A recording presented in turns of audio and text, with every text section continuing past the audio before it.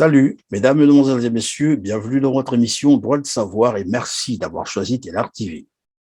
Je suis Christian Perrin, je reçois aujourd'hui monsieur Jean-Félix Dembatello, ancien candidat à l'élection présidentielle de 2002, ancien ministre sous André Milongo, c'est-à-dire du gouvernement de transition de 1991 à 1992. Au menu de notre entretien, 61 ans après l'indépendance du Congo-Brazzaville. Quel bilan socio-économique et politique? Le second aspect portera sur la confiscation de l'alternance politique et démocratique par le Parti congolais du travail. Quelle est la responsabilité de l'opposition congolaise dans tout cela? Et si le temps me le permet, nous aborderons un troisième aspect qui portera sur l'affaire foncière au Congo-Brazzaville qui fait parler d'elle avec la vente ou la cession des terres congolaises aux États étrangers. Bienvenue à tous ceux qui viennent de nous rejoindre sur Télar TV. Bonjour, monsieur Jean-Félix Dembatello. Bonjour Christian, bonjour. Un grand plaisir de vous retrouver. Et merci d'avoir accepté notre invitation, mais surtout de vous être rendu disponible pour nos téléspectateurs. Alors, 61 ans après l'indépendance du Congo-Brazzaville, quel bilan peut-on faire sur le plan socio-économique, mais aussi politique? Merci pour le thème de l'indépendance. 61 ans depuis le 15 août 1960. Mais avant de passer au bilan, je pense qu'il faut rappeler que l'indépendance est quelque chose qui a été conquis de longues luttes pendant toute la période coloniale. Les gens se sont battus pour que nous en arrivions là. Je ne reviendrai pas sur l'histoire qui est connue. Mais en accédant à l'indépendance le 15 août, la proclamation n'est pas une fin en soi. La proclamation, c'est une étape. Et cette étape de la proclamation ouvrait pour le Congo un vaste chantier.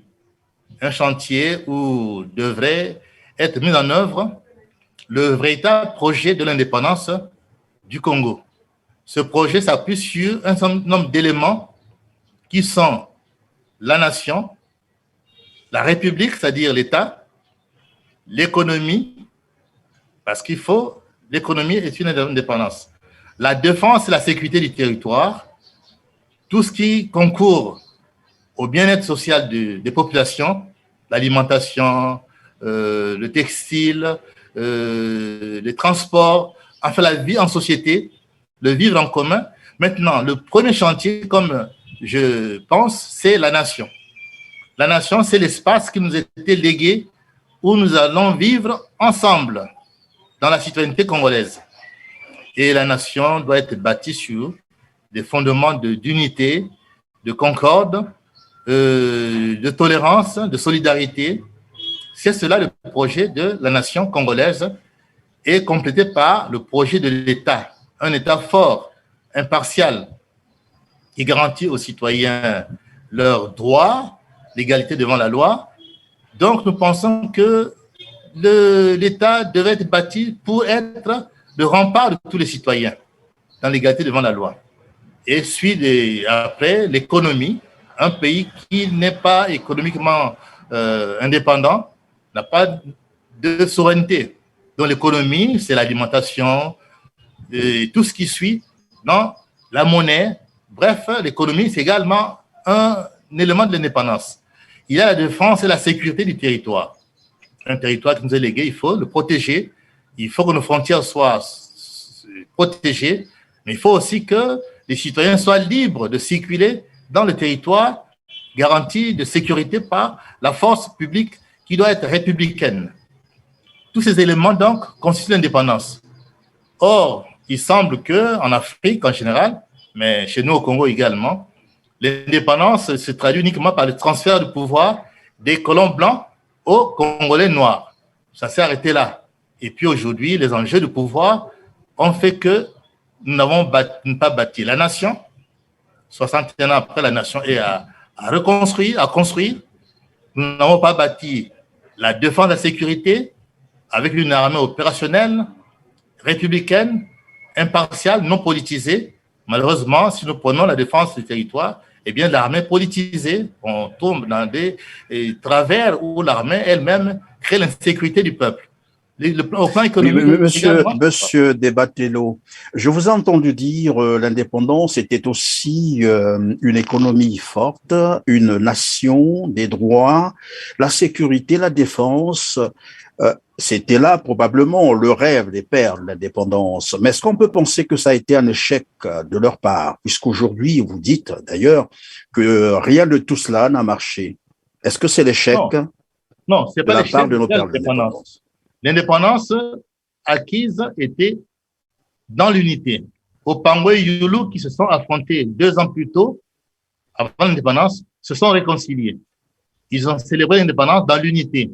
Et même mieux, ils ont gouverné ensemble jusqu'à leur chute le 15 août 1963. Donc, les pères de l'indépendance ont donné l'exemple de l'unité nationale, de la concorde nationale. Ils ont laissé un État uni et solidaire. Ça, c'est donc, mais les problèmes sont venus après. C'est ceux qui ont succédé au père de l'indépendance le 15 août 1963, après ce qu'on a appelé une révolution, que les choses ont dérapé, dégénéré. Vous savez l'histoire, Alors, on va donc, faire l'histoire. si je vous ai bien compris, c'est qu'on était bien parti. Ça a été probablement un succès au départ, mais après, les choses ont dégringolé, comme vous le dites. À quel Absolument. niveau les choses ont commencé, évidemment, à dégringoler? Ça a commencé avec le mouvement des 13-14 1963. Ce mouvement qui était d'essence populaire au départ, revendications sociales. Et puis, il y avait aussi des revendications politiques. Le 15 août 63, on revendiquait aussi la vraie indépendance.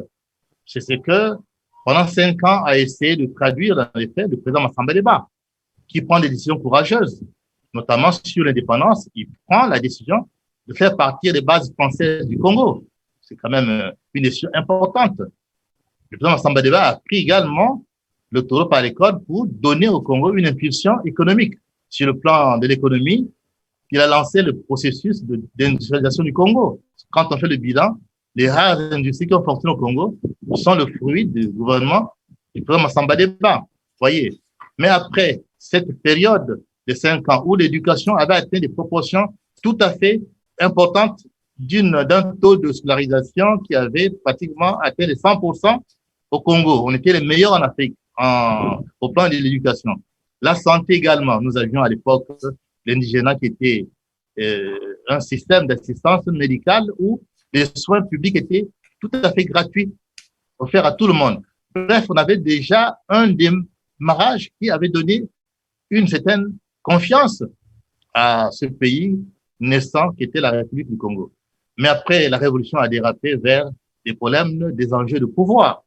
Vous savez que pendant des décennies, on assistait à des coups d'État successifs, à des problèmes de règlement de contre-pouvoir. La lutte pour la conservation et la conquête du pouvoir ont laissé, ont saigné le pays, ont opposé les enfants du Congo entre eux, et on connaît qu'aujourd'hui, le bilan est lourd. Des assassinats, des arrestations, des privations de liberté.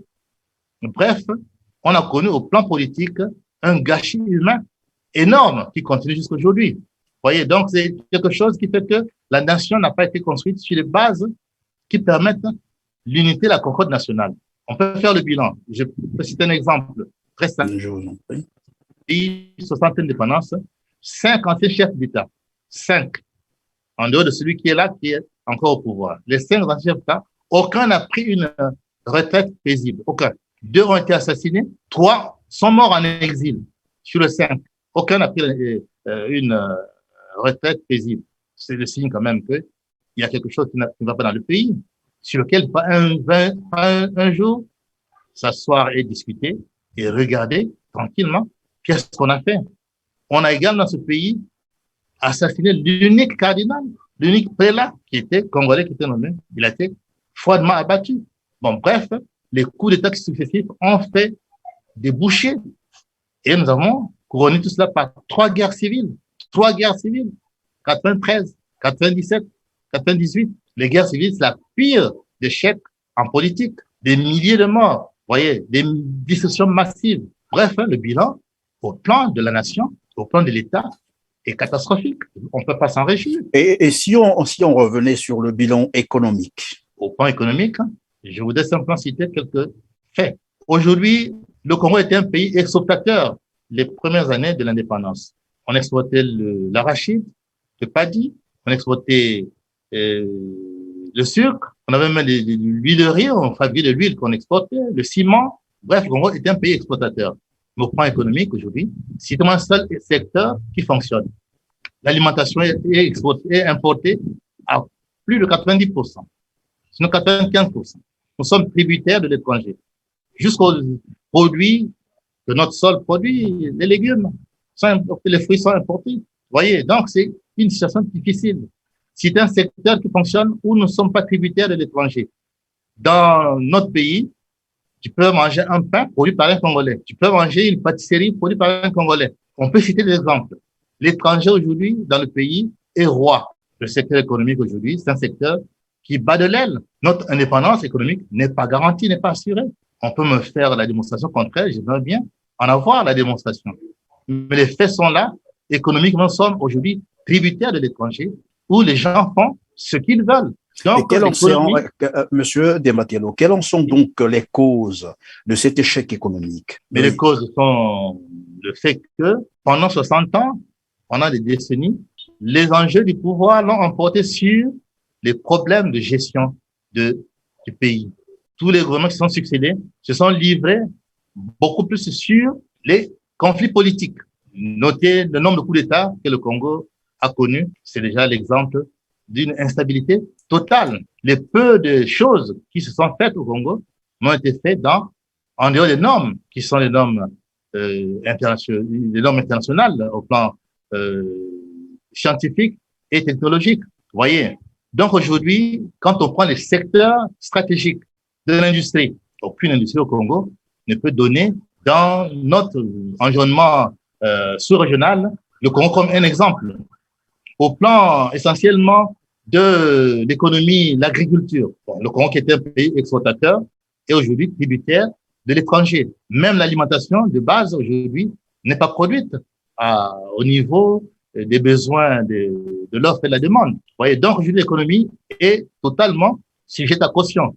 On peut faire la liste des domaines stratégiques qui sont aujourd'hui des plans entiers. Les transports, on a le premier chemin de fer, la sous-région, Congo-Océan, qui est devenu un chemin de fer abandonné, qui ne fonctionne plus, alors que le Sénégal, l'Éthiopie sont à l'ère du TGV. Il est question qu'on construise un métro à Abidjan. Voyez-vous comment les autres avancent? Ici, le chemin de fer ne fonctionne plus. Les transports aériens, on n'a aucune société congolaise de transport aérien, aucune.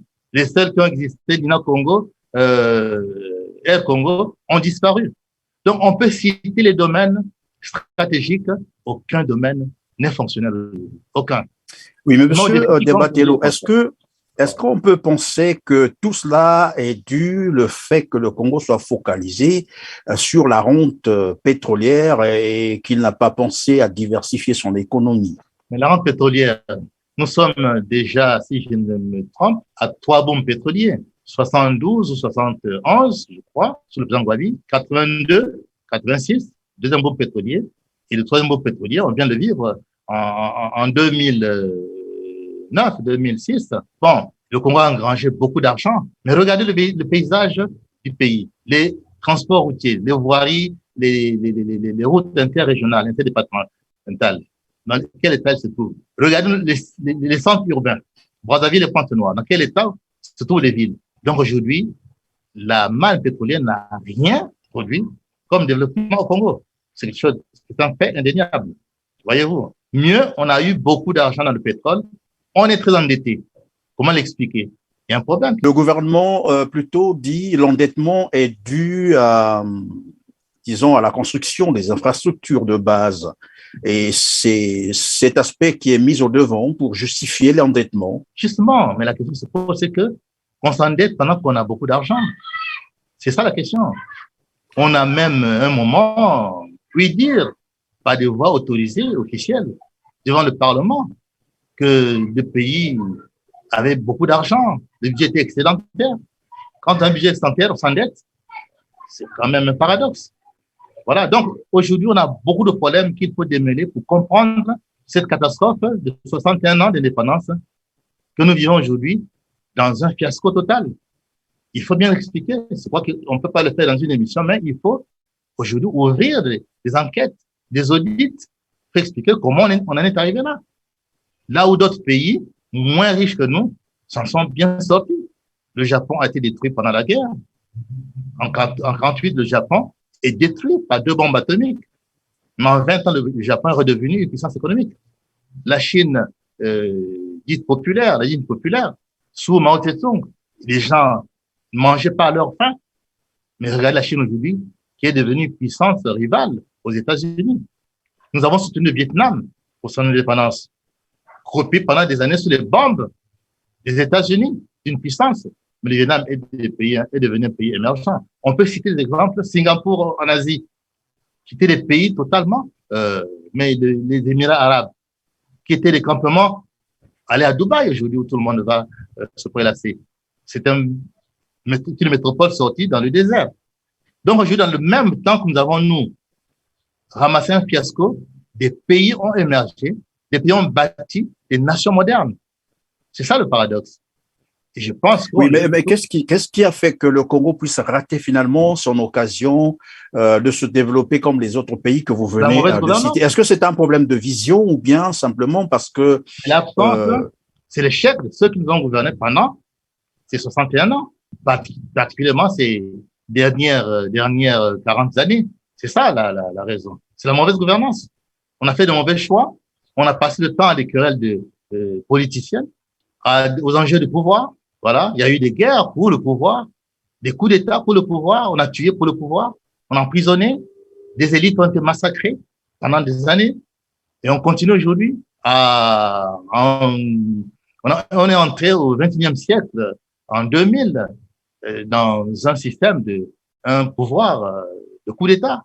Voilà, donc il y a des choses qui sont là, qui font le bilan, qui est en fait un échec politique. Oui, mais pendant que vous parlez de la mauvaise gestion, il y a certains observateurs qui pensent que c'est plutôt un programme, sinon une volonté manifeste de détruire le Congo, parce qu'on ne peut pas comprendre qu'un pays, comme vous l'avez dit tout à l'heure, qui a engrangé beaucoup d'argent, avec son pétrole, bien entendu, et qui a une terre fertile, donc les terres arables, qui a l'eau, qui a des minerais, qui a tout ce qu'il faut pour se développer, se retrouve aujourd'hui dans l'état que nous dénonçons tous ça.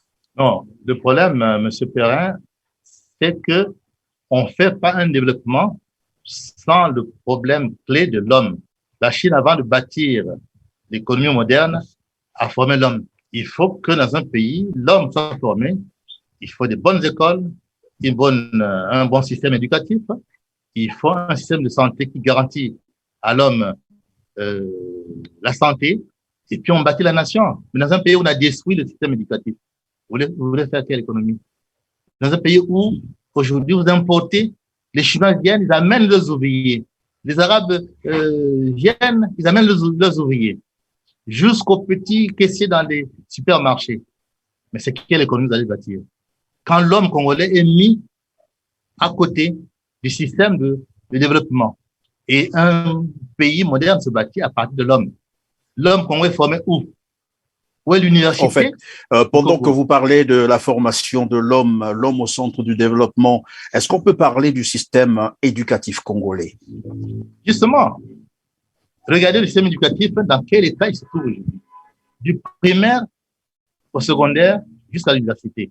L'université Mariam Gouabi, est né des cendres de l'ancienne université d'Afrique centrale. Donc, les Camerounais, les Tchadiens, les Centrafricains, les Gabonais, leurs élites étaient formées au Congo ici. Mais j'ai fait un voyage au Tchad. J'étais très étonné que le Tchad, dont les étudiants étaient formés chez nous ici, a, je crois, si je me trompe, 4 universités réparties sur le territoire national. Le Cameroun, je crois, en a 6. Le Gabon, je crois, autant. Mais le Congo, nous sommes en retard alors que nous sommes les premiers. Donc, il faut dire simplement qu'aucun effort n'a été fait pour doter notre pays d'un système éducatif fiable pour préparer l'homme congolais à assumer son destin national dans le développement de ce pays. C'est une question qui se pose aujourd'hui avec acuité parce que le système éducatif est totalement malade. Je ne le dis pas aujourd'hui, c'est connu de tous.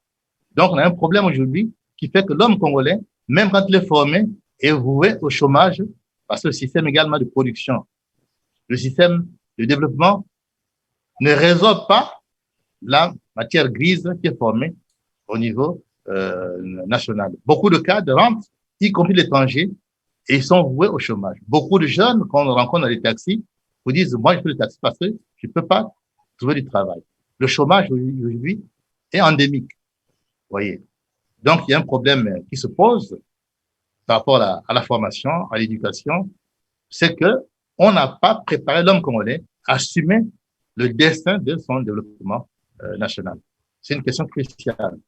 La formation, c'est la base de tout développement d'un pays. Et en Europe, en Asie comme en Amérique, c'est les grandes écoles qui sont formées. La recherche scientifique a atteint des niveaux où ça garantit le développement. Où est la recherche au Congo? Voilà, oui, mais monsieur Dembatelo, oui, c'est vrai qu'on pouvait parler de la mauvaise gestion ou les hommes qui ne sont pas formés. Là, nous sommes en train d'aborder, disons, la problématique du système éducatif au Congo-Brazzaville. On constate bien que malgré que le pays a du bois, a le pétrole, donc tout ce qu'il faut, on voit comment et dans quelles conditions les écoliers congolais continuent à être formés. Parfois, il n'y a pas de table-banc, il y a des effectifs pléthoriques, c'est 300 élèves dans une classe, mais pourtant, c'est un gouvernement où on a quand même des intellectuels, des gens qui ont été formés à l'extérieur, en France, aux États-Unis, qui composent, qui constituent ce gouvernement. Est-ce que c'est vraiment un problème de formation qui se pose ou bien c'est un problème carrément du système politique? La crise congolaise, elle est politique. C'est l'échec de la gouvernance politique qui est à l'origine de ce fiasco de notre indépendance. Ça, je l'ai dit. Maintenant, on a énuméré les causes et j'ai cité entre autres l'éducation, la formation de l'homme comme une des causes parce qu'aujourd'hui, nous avons un problème dans la formation de nos enfants. Beaucoup d'enfants aujourd'hui, jusqu'au niveau universitaire, ne savent pas correctement lire et écrire. C'est un fait qui est connu. Les inters s'écrivent par un jeune qui est à l'université, qui a son bac, bien vous constatez qu'il ne maîtrise pas l'écriture, la langue, enseigner le français. Vous voyez donc, le niveau a tellement baissé qu'il y a un problème. Maintenant, ceux qui ont une formation de bonne qualité, qui sont allés à l'étranger, qui reviennent, ils sont voués au chômage. Parce que le système de fonctionnement de notre économie ne peut pas les absorber. Voilà la réalité de la situation aujourd'hui dans notre pays. Donc, au cœur de notre échec, je situe l'échec sur l'homme congolais qui n'est pas le moteur du développement. Regardez les secteurs stratégiques comme le bâtiment, les travaux publics, les grands travaux, les secteurs stratégiques comme les transports. C'est voué aux étrangers. Même les bâtiments où nous avions des ouvriers de qualité, les Chinois viennent, les Européens viennent pour utiliser la main-d'œuvre congolaise, qui est une très bonne main-d'œuvre. Mais pourquoi il n'y a pas d'entrepreneurs congolais? Voilà. Est-ce qu'on ne peut pas favoriser les entreprises congolaises de bonne facture pour qu'on fitte en tous les marchés? Est-ce que ce ne sont pas les Congolais eux-mêmes qui se cachent derrière ces étrangers, non? Non, quand il y a un problème qui se pose à ce niveau-là, il faut que l'État commence par se poser une question. L'impulsion d'une société, c'est l'État. On ne peut pas chercher à culpabiliser les Congolais. Non, les Congolais, quand ils peuvent travailler, ils savent le faire. Mais on ne peut pas aujourd'hui renverser la pyramide. Quand au sommet, le poisson pourrit par la tête. Voilà. La corruption qui gangrène aujourd'hui notre État, notre économie, notre société. Ça commence par le sommet. Vous voyez, c'est par le sommet que les gens pillent le trésor, détournent. Mais que voulez-vous que fasse le petit gardien, que fasse le planton, que fasse l'agent moyen? Vous voyez, la société donc est aujourd'hui dans une situation de déconfiture où l'homme n'a plus de repères. Vous voyez, les antivaleurs ont pris le dessus, je ne le dis pas, je ne fais répéter ce que disent nos autorités dans leurs discours. Les antivaleurs ont triomphé. La médiocrité a triomphé. Mais vous ne pouvez pas faire un État, une nation, une économie avec des médiocres, avec les antivaleurs de la corruption, de la concussion. Vous voyez. Donc, c'est ça le vrai problème aujourd'hui du Congo. L'État a perdu ses repères parce que le repère, c'est dire la valeur d'un cadre, c'est le mérite, on récompense, mais l'erreur, la faute, on sanctionne. Nous vivons dans une impunité totale. Les crimes sont impunis, les crimes de sang, les crimes économiques, c'est devenu quelque chose de tout à fait normal. Mais un État ne peut pas être bâti si celui qui commet des fautes n'est pas sanctionné. Et comme les plus hauts dirigeants de l'État ne sont pas sanctionnés, attendez, vous allez commencer par sanctionner le planton.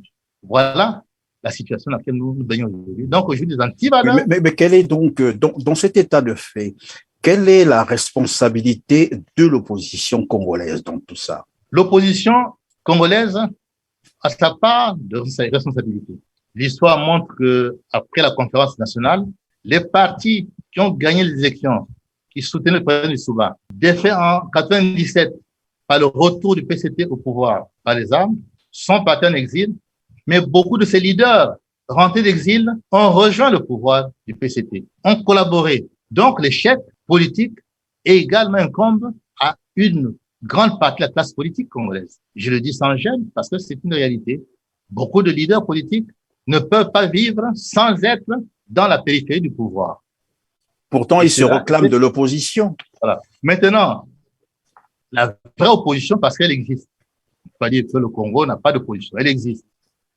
Mais la vraie opposition, il faut dire qu'aujourd'hui, elle subit une privation de liberté, une répression. Je vais pas vous citer les situations que nous vivons ici. Donc, nous pensons aujourd'hui que la démocratie au Congo a dérapé depuis le retour par les armes au pouvoir du Parti congolais du travail. Parce que la conférence nationale avait balisé le chemin pour que l'alternance se fasse à chaque endroit électoral. Il n'y a pas d'alternance dans un pays où il n'y a pas d'élection libre et transparente. Ça, c'est la condition sine qua non de l'évolution d'une situation politique. La démocratie, c'est l'alternance au pouvoir. Ça fait bientôt 24 ans que nous ne vivons plus d'alternance au Congo, sinon par des élections qui ne sont plus crédibles. C'est ça le problème. La démocratie est la porte qui permet d'entrer dans l'évolution des sociétés.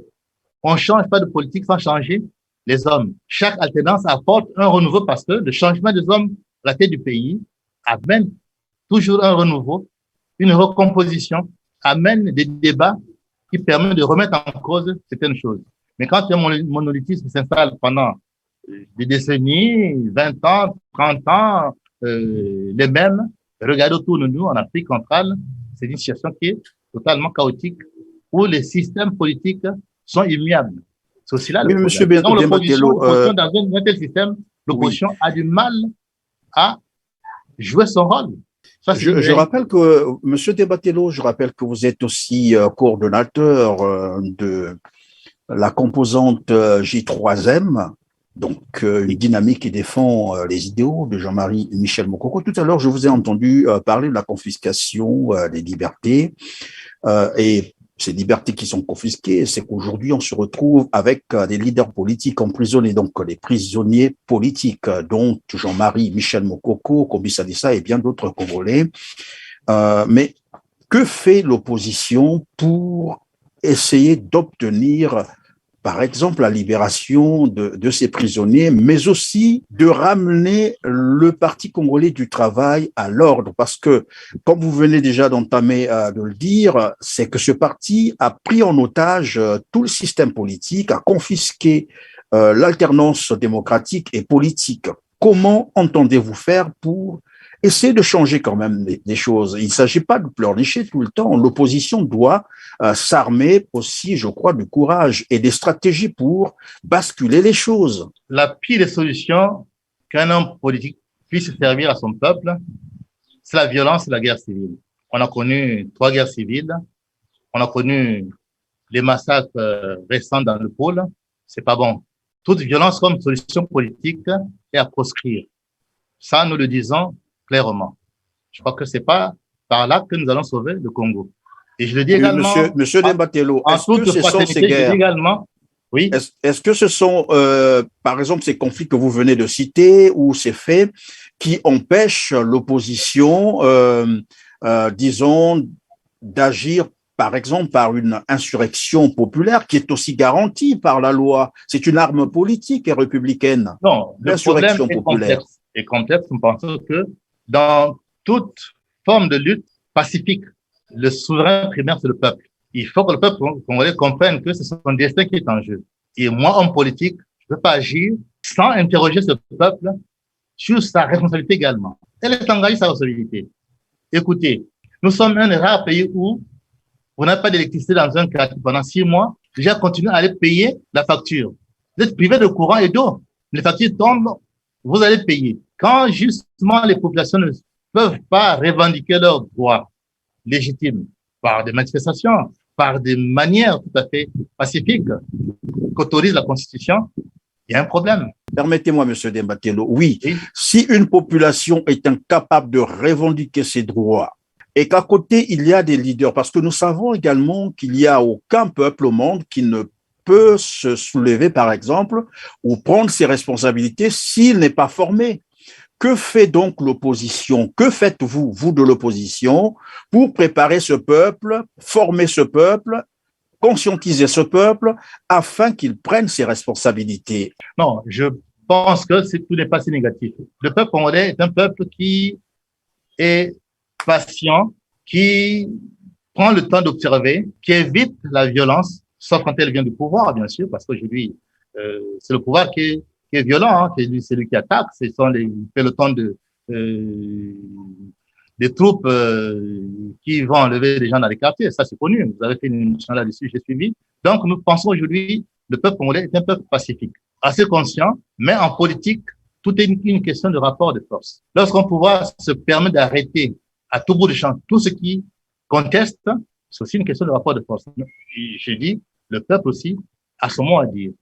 Quand le peuple est timoré, quand le peuple a peur, la peur, c'est aussi le prix à payer de la soumission à la dictature. Donc, il faut que chacun prenne ses responsabilités, les opposants prennent des risques, on les prend, mais il faut que le peuple comprenne que quand on va payer une facture d'électricité pour de l'eau qu'on n'a pas reçue, pour des choses qu'on n'a pas fournies, qu'on ne se révolte pas, c'est aussi un problème qu'il faut faire comprendre aux gens. C'est cela aussi, tout est lié. Donc, le rapport de force, c'est un rapport de force non pas militaire, je ne le recommande pas, mais un rapport de force populaire, que les gens revendiquent leurs droits, y compris en prenant des risques. C'est cela, le chemin de la libération, puisqu'aujourd'hui, nous pensons que le Congo est un pays qui est dans une situation de non-référence sur son histoire. Nous avons dit d'entrée de jeu que nous avons un deuxième volet, c'est la confiscation, évidemment, de l'alternance politique et démocratique par le Parti congolais du travail. D'ici là, on va aller aux élections législatives et on a l'impression que rien n'a toujours changé sur, naturellement, notamment le système électoral. Ça veut dire que les élections auront lieu en 2022. Il se trouve que finalement, depuis 2015, c'est-à-dire lors du changement de la Constitution, apparemment ce projet était un projet pour la confiscation du pouvoir, de l'alternance politique, de l'alternance démocratique. Et depuis là, nous assistons finalement à des mascarades d'élections. Ça, ce n'est plus un secret et ça va probablement continuer. Que va faire l'opposition cette fois-ci pour essayer d'arrêter quand même cette machine qui a confisqué l'alternance politique et démocratique au Congo-Brazzaville? Qu'entendez-vous faire, vous, de l'opposition? Le problème est tout entier parce que c'est une question de rapport de force. L'opposition a toujours demandé, depuis le retour du Parti congolais du travail au pouvoir, qu'on s'asseye, qu'on dialogue, pour trouver des voies et moyens de sortir de l'impasse par le dialogue. Nul n'est plus sourd que celui qui ne veut entendre. Ces appels ont été totalement rejetés. On se contente de faire des semblants de dialogue, semblants de concertation qui, en fait, ne sont pas des concertations. Bon, aujourd'hui, ce refus obstiné de dialoguer, mais franchement, sur le problème réel du pays, crée l'impasse. Mais nous pensons que il faut insister. Il faut insister. Nous pensons que simplement, un jour, le sourd finira par entendre. Maintenant, 2016, 2015, oui, il y a eu changement de concession, mais il faut dire simplement que le rapport de force, en ce moment-là, avait plus ou moins évolué. Le peuple a pris ses responsabilités. Et nous pensons qu'en 2016, quoi que l'on dise, le peuple a dit son mot. On veut ne pas le comprendre. Le peuple a dit son mot. La victoire de l'opposition était au rendez-vous. Mais une fois de plus, le coup de force l'a emporté. La violence l'a emporté.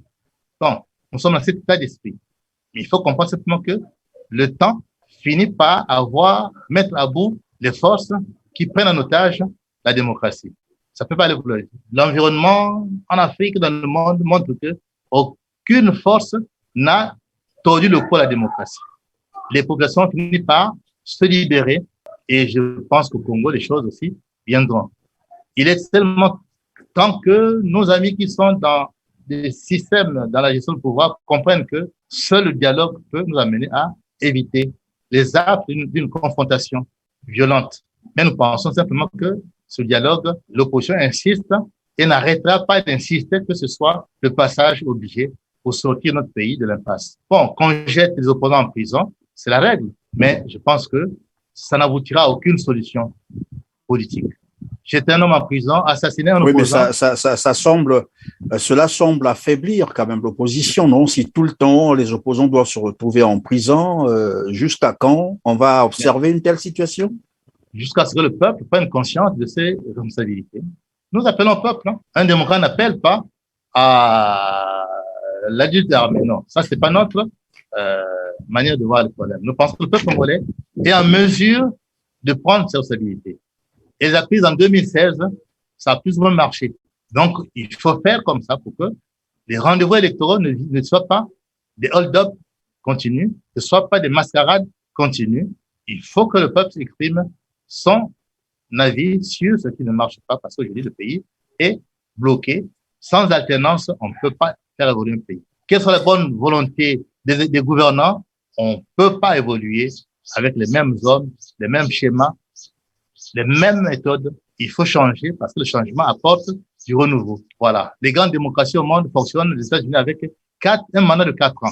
Mais ils avancent. Chez nous, on vous dit qu'il faut des mandats de 15 ans, de 20 ans pour que ça avance. Non. Ça, c'est une vision dépassée qui n'est plus permise maintenant au XXIe siècle. L'évolution des sociétés, c'est le changement, l'apport du renouveau, les changements d'alternance au pouvoir. C'est ça qui va apporter à nos pays une capacité d'évoluer vers le lendemain meilleur. Et quelle est donc la projection que vous faites sur 2022? Nous suivons. Si le statu quo domine, la volonté du dialogue est toujours mis en avant par l'opposition. Mais nous sommes tout à fait curieux que personne ne veuille entendre. Même ceux qui ont fait l'illusion dans l'opposition d'aller au faux dialogue, ils en ont pris pour leur compte. En 2021, vous avez bien vu ce qui s'est passé. Vous voyez que l'opposition qui a collaboré à cette mascarade en a eu pour son compte. Voilà, donc la situation, elle n'évolue pas parce que même quand on veut corrompre l'élite politique, on n'avance pas et nous sommes obligés de revenir à la case départ, c'est-à-dire s'asseoir, se regarder les yeux dans les yeux, discuter, parler et sortir par la bonne porte pour tout le monde. Pour tout le monde. L'apartheid ne serait pas vaincu si c'était pas la violence. Mais je crois que l'exemple d'apartheid montre que Mandela avait choisi de parler avec l'ennemi. Et aujourd'hui, l'Afrique du Sud est pacifiée. Voilà. Donc, je pense que… Mais ce qui est vrai, c'est que l'ANC avait un bras armé. Ils ne sont pas allés seulement sur le terrain pacifique, monsieur Jean-Félix Diembatelo. Oui, mais je pense que au Congo, on n'en est pas encore là. Il est encore temps que le dialogue l'emporte sur des flux en avant. Je suis persuadé que c'est encore possible. On ne fera jamais l'apologie de la force, de la violence. On doit demeurer donc plutôt des combats pacifiques. C'est compris comme cela. On va donc aborder le troisième aspect de notre émission, le troisième volet plutôt de notre émission, c'est cette affaire foncière qui fait parler au Congo-Brazzaville. Je pense que vous avez suivi l'actualité foncière au Congo-Brazzaville. Dernièrement, l'ambassadeur du Rwanda au Congo, M.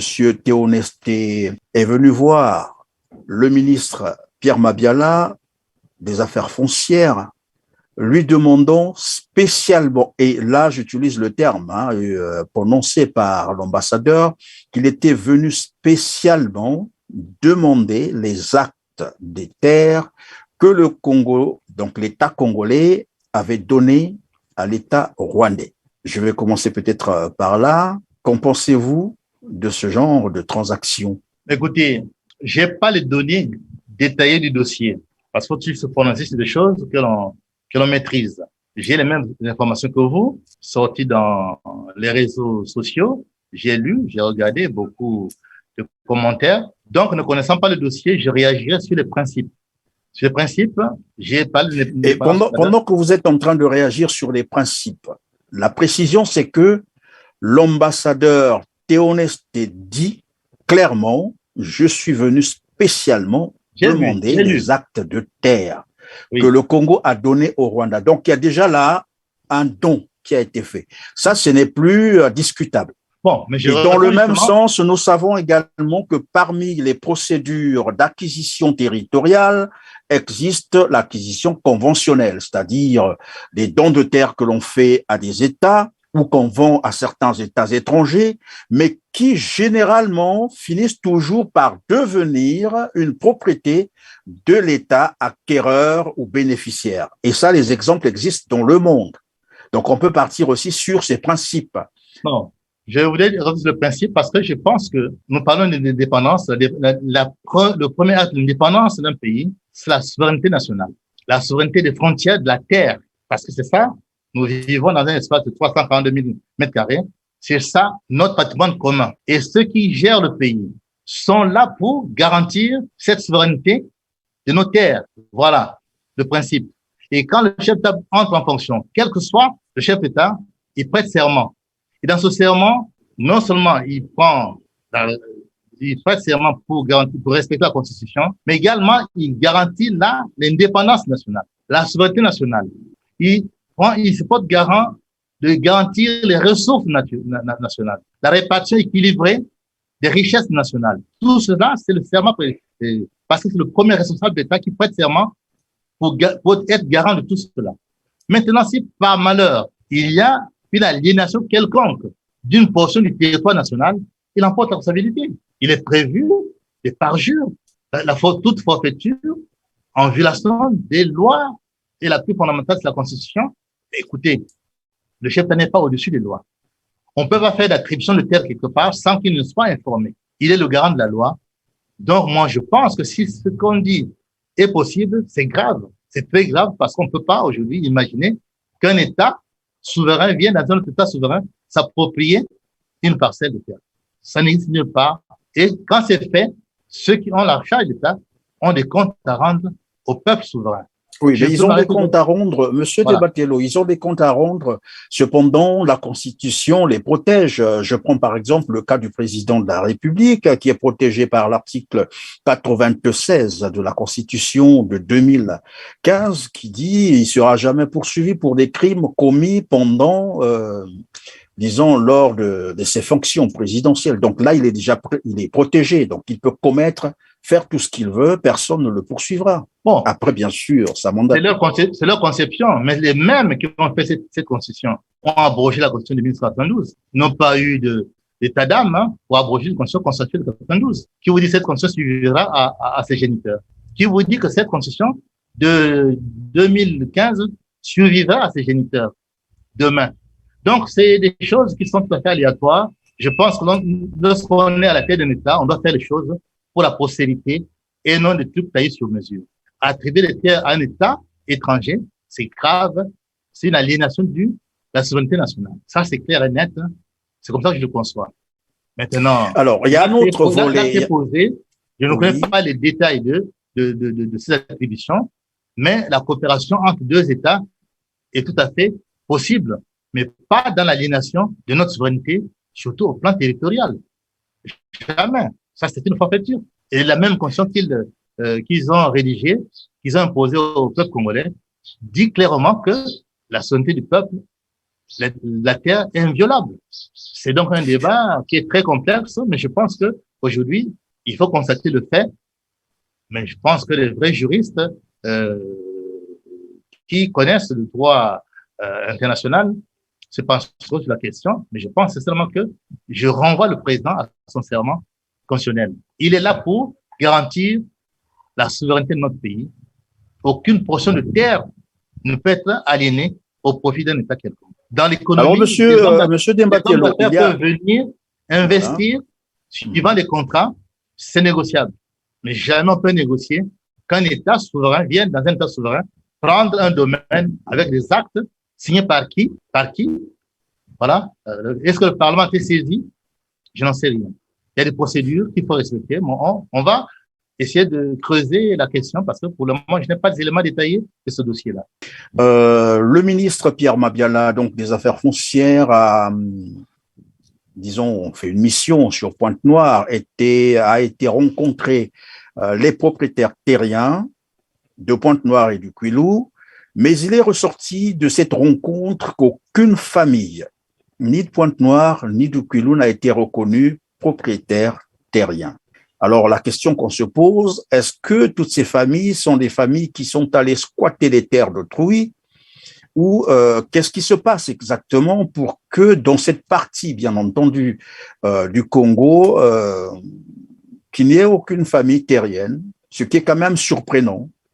Il faudrait peut-être interroger le ministre de la réforme foncière, c'est lui qui prend ces décisions, mais ce qui est sûr au moins, c'est que la Constitution garantit les titres fonciers, les droits des propriétaires terriens. C'est une question qu'il faut simplement examiner dans une négociation avec ces familles qui prétendent avoir des droits sur les terres. Mais cela ne peut pas être proscrit par la décision d'un ministre. Ces droits existent, mais il faut faire l'inventaire, faire le point. C'est cela.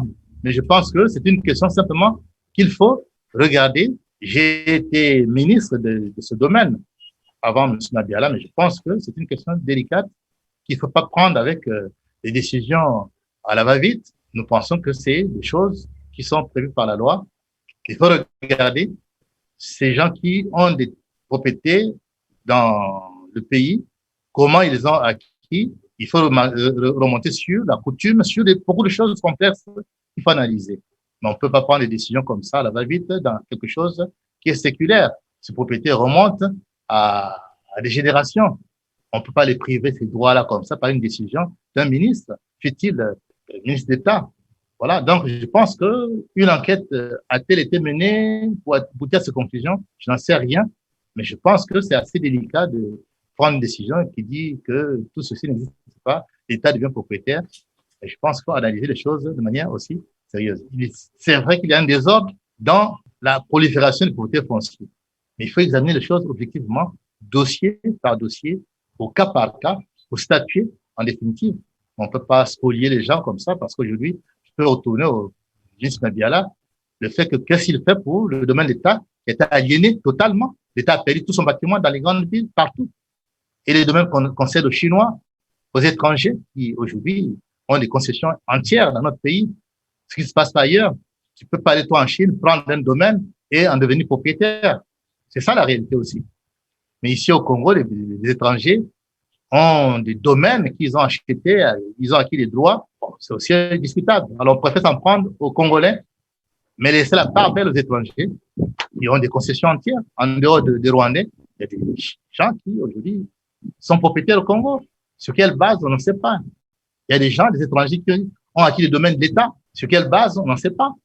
Tout ceci doit être examiné. Donc, c'est trop facile d'être s'en prendre aux simples populations pour leur spolier leurs droits. Mais quand il s'agit de revendiquer les droits de notre pays qui sont aliénés au profit des étrangers, je crois que M. Mabiala, en ce moment-là, devient pratiquement inopérationnel.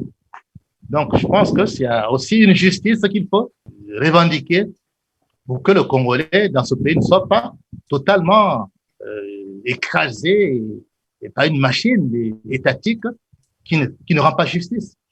Voilà, qui ne rend pas justice parce que les étrangers dans ce pays ont des droits que nous n'avons pas, nous, Congolais, ailleurs. Ça, c'est une réalité. Aller à Dakar, demander un terrain, aller au Burkina Faso, demander un terrain, vous aurez les conditions d'acquisition qui sont difficiles. Aller en Chine, demander un terrain. M. Mabiala n'a qu'à demander un terrain en Chine. Je pense qu'il saura comment c'est difficile d'avoir un terrain là-bas, d'être propriétaire. Voilà. Donc, l'équilibre s'établit entre les droits des Congolais. C'est vrai, la loi existe, mais également la justice. Ces familles ont acquis ces terrains. Peut-être que le droit n'était pas écrit. Il faut vérifier. Un ministre doit vérifier. La loi le ministre n'est pas la loi. Le ministre applique la loi. Et quand il y a un problème qui se pose comme ça, on l'amène au Parlement pour statuer, pour légiférer. Mais on ne décide pas comme ça pour dire non, l'État a décidé. L'État, c'est qui? L'État, c'est nous. L'État, c'est tous les Congolais. L'État, c'est tous les Congolais. Alors, monsieur Jean-Félix Dembatelo, on est pratiquement à la fin de notre émission.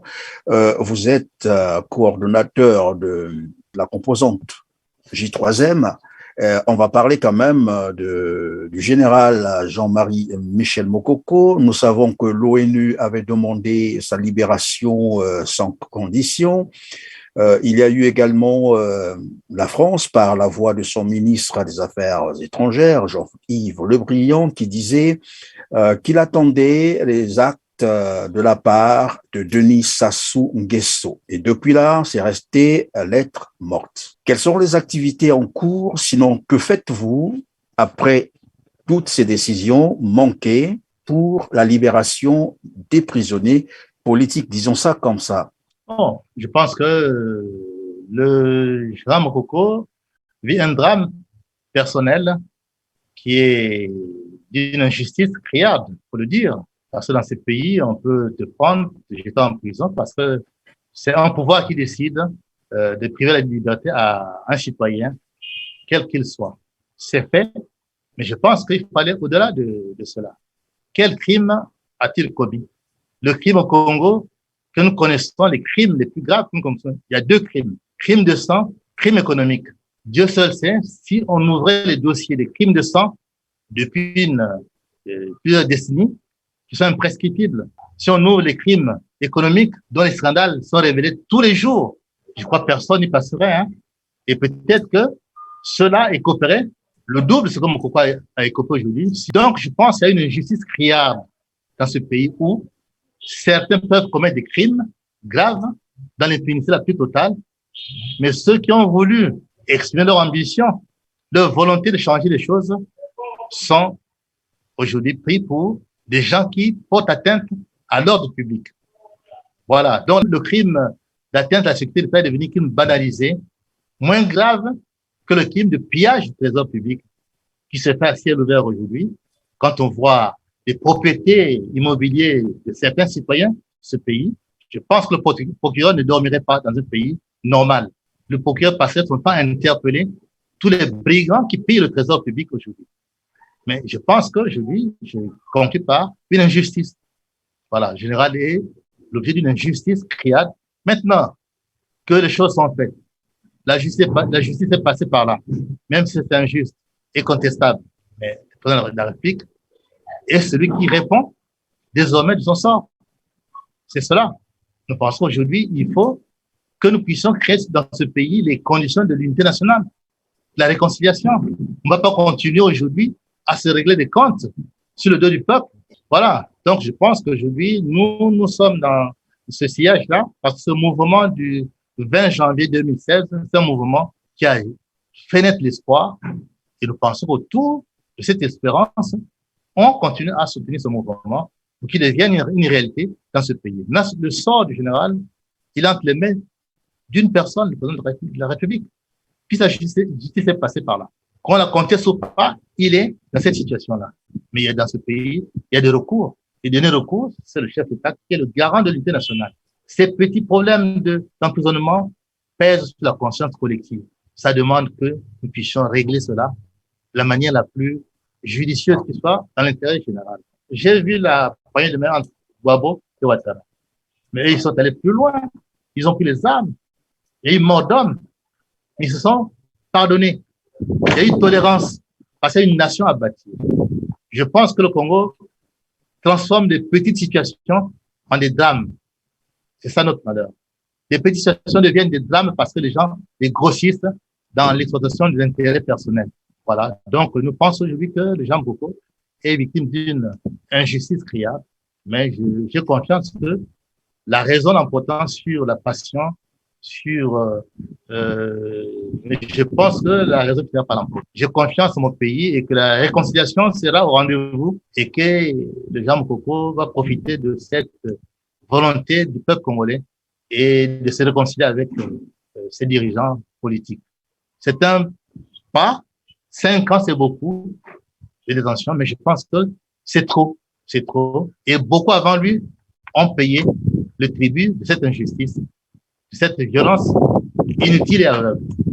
Je dis clairement que nous pensons que les choses vont en s'arrangeant. Nous avons l'espoir que le président de la République, qui a encore entre les mains les destins de ce pays, va considérer que c'est un petit détail.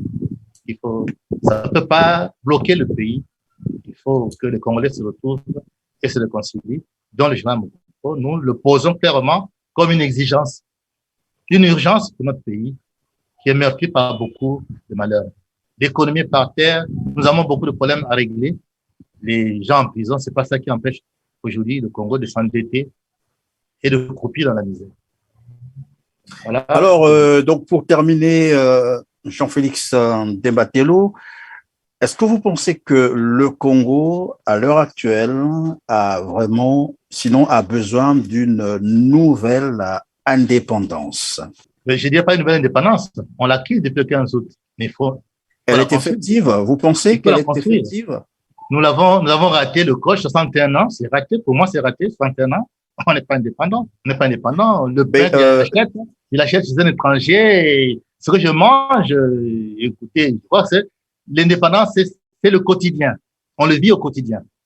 Ne faisons pas d'illusions. Ok, l'indépendance, oui, évidemment, l'indépendance, on le vit au quotidien, mais qui dit indépendance dit également souveraineté du peuple, bien entendu. Mais il y a un observateur qui me disait que le Congo est en train de vivre une nouvelle colonisation interne. Que pensez-vous de cela? Une colonisation interne. Je ne comprends pas.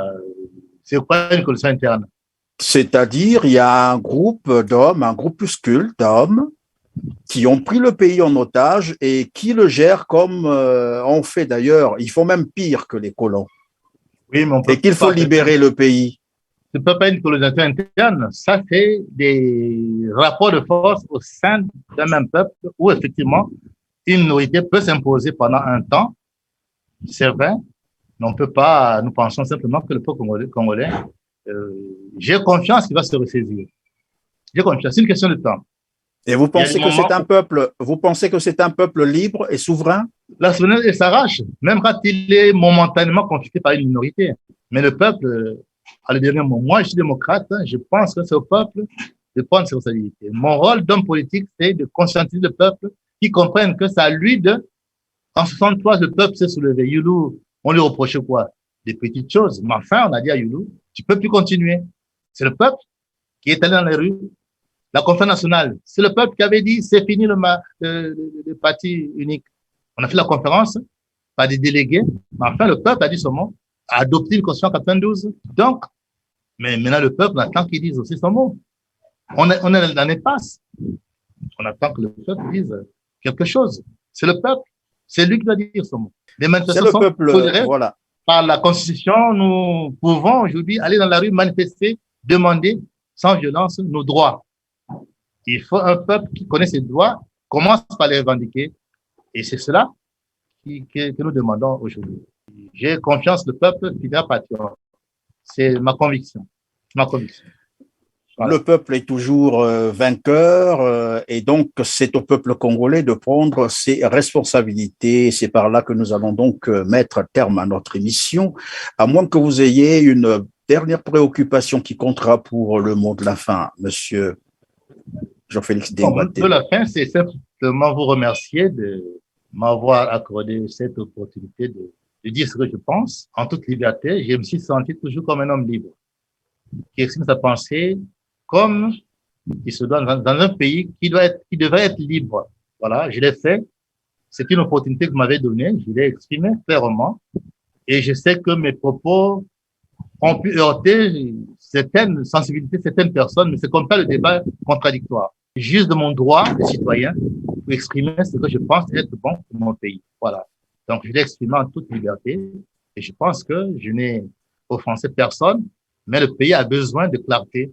Et cette clarté, dans l'intérêt de tout le monde, y compris de nos gouvernants, qui ne rêvent pas qu'ils sont là pour faire ce que bon leur semble. Et cela, pour un mandat du peuple, et encore, si c'est avéré que c'est un mandat qu'ils ont un mandat qui va faire les choses dans l'intérêt général de tout le peuple. Sinon, ils seront condamnés. Voilà. Ils seront rattrapés par l'histoire et ils rendront les comptes. Voilà le mot de la fin. Je vous remercie beaucoup de cette opportunité-là. En tout cas, merci, Monsieur Jean-Félix Desbatello, d'avoir répondu à nos questions. Et on retiendra en définitive que finalement, c'est à la population de prendre ses responsabilités, car la souveraineté appartient au peuple. Et j'espère que le message est bien passé. La population, sinon le peuple congolais, vous a bien compris. À vous, chers téléspectateurs, grand merci de nous avoir consacré encore votre temps si précieux à nous suivre. Restez toujours branchés sur votre canal d'information TDR TV. Moi, je vous retrouve très prochainement. Dieu le voulant, dans le même cadre, pourquoi pas, avec le même plaisir. Merci.